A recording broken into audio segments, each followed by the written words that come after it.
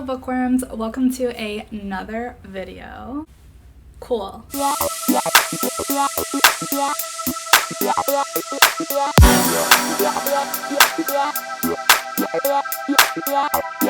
Today's video is going to be my most controversial tea spilling video yet.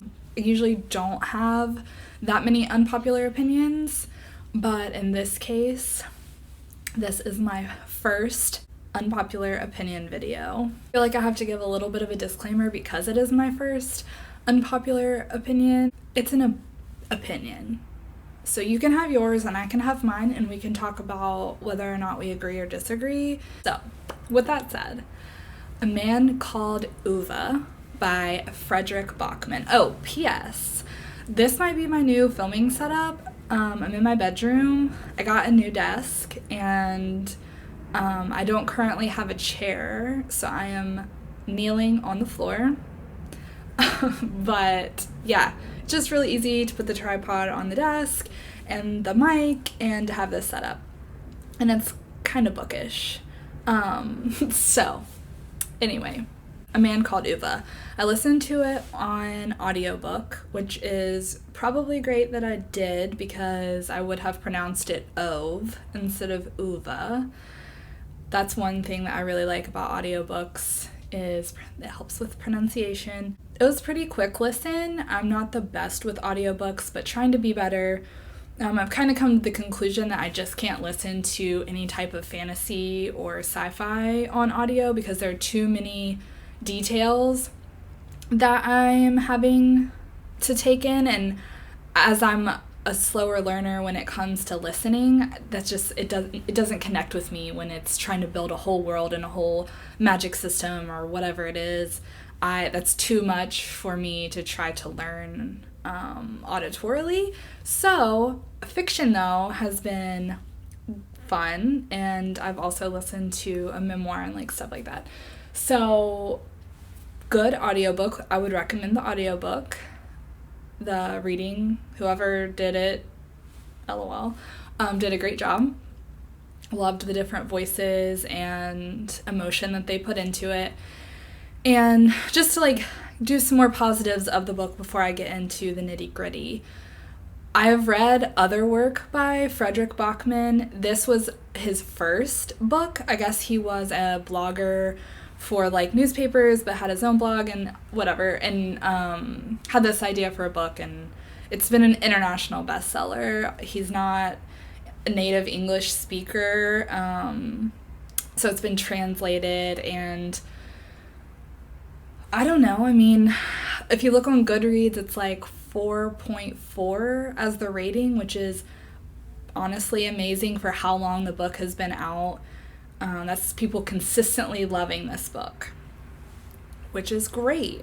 And he is a good author. He's an amazing writer. I mean, I'm not here to like bash Frederik Backman or his ability to write, because I think it says a lot that a book that made me angry and I felt like I was going to hate it from like 10 chapters in, I think that it says a lot that I completed the book, because usually I would just DNF and call it a day and move on, which is probably why I don't have that many unpopular opinions, just because I just don't finish it enough to like have anything crazy to talk about. But I did finish this and the writing was good. It was interesting. I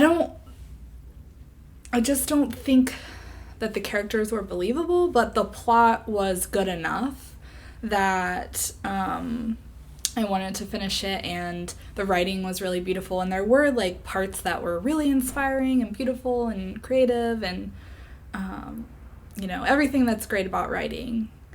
But at the same time, it felt like, I know this was his first book, but it also felt kind of too sloppy and not believable. And the whole premise, if you haven't heard of it or read it or remember it, is that Ove is this Scrooge-like character. So we all know this archetype.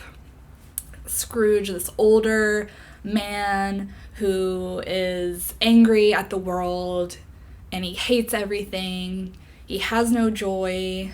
He is just like unpleasant and an awful person to be around. And in the end, presumably, they come around and end up, their inner whatever shows through, and we forgive all the bullshit because they're actually great people. Okay, that's fine. I get it, I guess. It's to make this larger point about human nature and humanity, and cool. I do understand that A Man Called Ove was trying to make a point about human nature and the things that humans go through. Okay. The way that Backman chose to show how angry and mean Ove was made me so mad. There are so many other ways that he could have shown that Ove was bitter and sad and lonely and all of these things that made him such a shit person. But it wasn't just that he was grumpy. It was that he was a truly mean person. The things that he said and did are despicable. And the fact that people, I did a little bit of research. I know that's shocking, but I did read through a lot of the most popular Goodreads reviews just to get a sense of what is it that people love about this, or what is it that they didn't like about this. And then, what was the critical claim of this book, just so that I know that I'm not totally crazy or that I'm totally speaking from an uneducated place. So a lot of people were saying like it reminded them of their grandpa or their dad, and that they were raised during this time where, current social issues weren't in the state that they're now, so we forgive them because eventually, they love you, they're your family, etc., etc., etc. They're not bad people. Whatever excuses that we make for our families. That's like not okay though, because if that was our mental process and we just forgave everyone that was older, who was raised in a different time, for their views of the world, it's not okay. Because what about all the people that are older that change and evolve, educate themselves, adopt an open mindset, are woke AF? Like, those people should be setting the example for their peers, and we shouldn't just excuse it because of their age. And also, Uva's not even that old. He's like 55 or 60. That's not that old. That's like my mom. I'm not going to forgive my mom for being a bigot just because she's her age. Like, I'm going to challenge her to be better, to open her mind from a loving place. You don't have to be rude, but you don't just accept that that's the way that they are until they die. So that's why I have this big issue, because it's not just like Ove was grumpy. Like, he was actually mean. He was a bigot. He said terrible things. For example, the thing that made me the most mad out of the whole book was the amount of fat shaming about Jemmy. Like, fat shaming's not okay, and it's not even okay when you're trying to make a point that somebody sucks. And it's not even okay if you're trying to make a point that somebody sucks that's not even a real person. Because that tells me that Frederik Backman has some weird mental thing that he needs to put onto paper in his international bestseller about how it's okay to speak about overweight people. Not actually okay. And that's just one big example of how diet culture is so pervasive that we think that whenever someone is overweight that equals unhealthy, or that it's going to rub off on you, or that it makes it okay for you to say, look at that fat guy, look at this guy with his man breasts, or whatever it is that was in the writing. It wasn't just a sentence, it was paragraphs of fat shaming. And that's literally not okay. It made me so angry that I was like making a video. I can't even put it into words, although I think I will go ahead and write a blog post because I feel so passionately about this. But like, it's just not okay. And if you read that and you weren't upset about it, that's okay. but maybe question why you weren't upset, why that wouldn't bother you. If you heard somebody speaking about somebody like that, would you just forgive them because they're an angry old person? Like, or would you challenge that? Are you challenging yourself if you've had similar thoughts? And obviously this is the narrative all across the board. We've heard now Jillian Michaels is in, the media with her fat shaming and saying all these things about fat people and how they're so unhealthy. Like, it's just not true. The science just isn't there. Skinny people are unhealthy. Skinny people have diabetes. Skinny people are unhappy. Like, it doesn't... You can't just blame it on weight. I would, amazing if that was as simple as life was, if we could just boil it down. But, like, that's just not how it works. So, tangent. But, yeah, that just made me upset because I think there's a lot of other ways that Backman could have established that this was a mean old person without having to go there. And he did. And it fucking makes me mad. And the second thing that really infuriated me was animal cruelty. And I've said this before, that I'm really, really, really over authors or directors or writers or whoever it is who use animal cruelty to establish being a villain or being a bad person. It's unnecessary. To me, it's lazy. I'm just gonna say it. That's lazy writing. Like, just use something else. I had this issue with, I think, Crimes of Grindelwald or whatever, whenever he, like, abused the animal in the beginning. And I have the same issue here. Like, we need to stop depicting animal cruelty. But it's a lot deeper than that, and those are I think my values really show through and really show, like, the things I'm super passionate about. He has this relationship with this cat where he was literally going to let it die.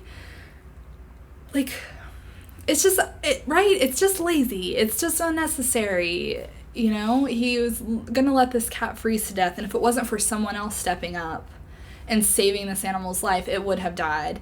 And that seems to be the trend through the whole book, is that, I guess it's like common consensus that Ove, while he's mean on the exterior, he's actually a really great person on the inside.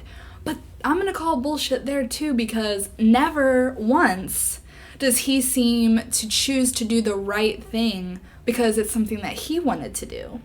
It was always his neighbor or his wife or somebody else that was a good person that reminded him, maybe you should do the right thing here. Maybe you shouldn't be a fucking terrible person this time.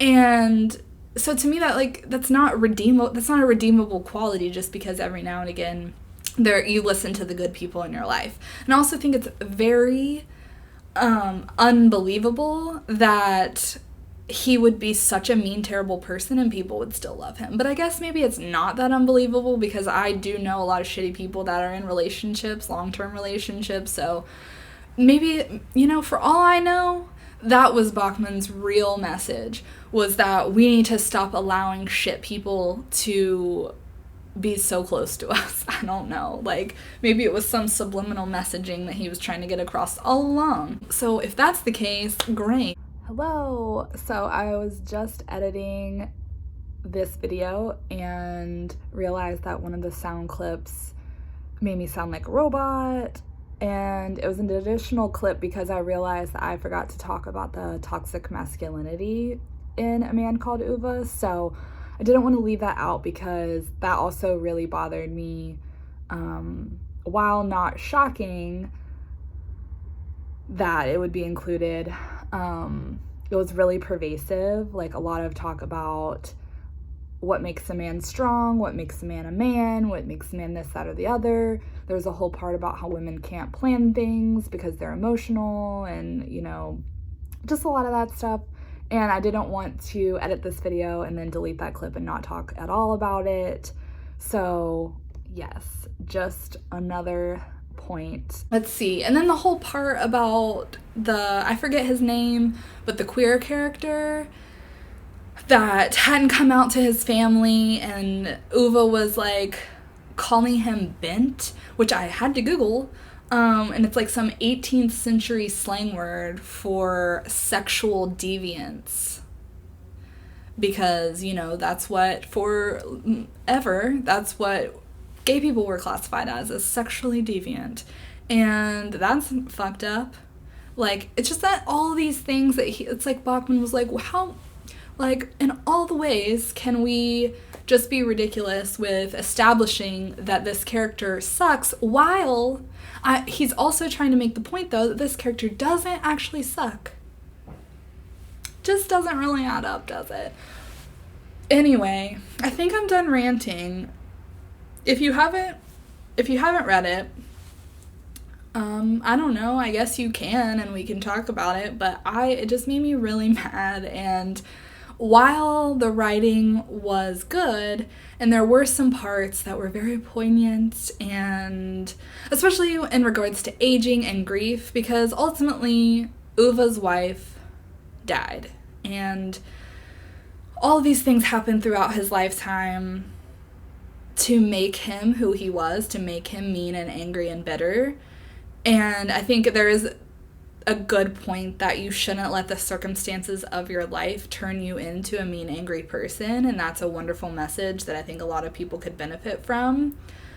But at the end of the day, it doesn't really seem like this angry old man ever really changes, and he just kind of does nice things over time because there are nice people that he cares for, that they would do the right thing, so he thinks that he should do the right thing for them.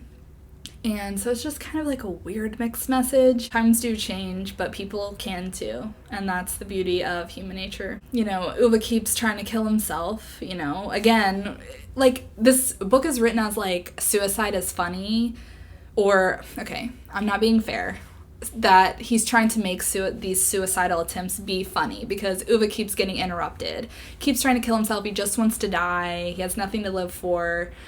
But the universe keeps intervening and he can't kill himself, and it's supposed to be funny. I didn't laugh one single time. I did not think it was funny at all. I see this, the other, you know, message could be that no matter how dark of a place that you're in, there are people around you that want you to be here. And that's, you know, that's another beautiful message, but it's not funny. And I don't know.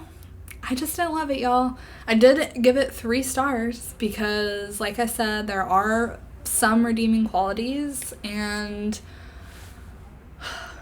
I felt like 2.5 to 3 was a fair rating, but I don't know. I just think it's problematic, and apparently myself and like one other person think that. So hopefully y'all don't all come for me about this very beloved international bestseller that was it was like #1 on the New York Times bestseller list for like 100 weeks or something crazy. So, you know, maybe I myself am just a Scrooge. And, you know, if that's the case, then so be it, and don't listen to me. But that is the tea on A Man Called Ove. My tea spilt. Hopefully you enjoyed this video and don't think I'm crazy, but if you do and you want to see more, subscribe to my channel, find me on social, and I'll see you guys next time.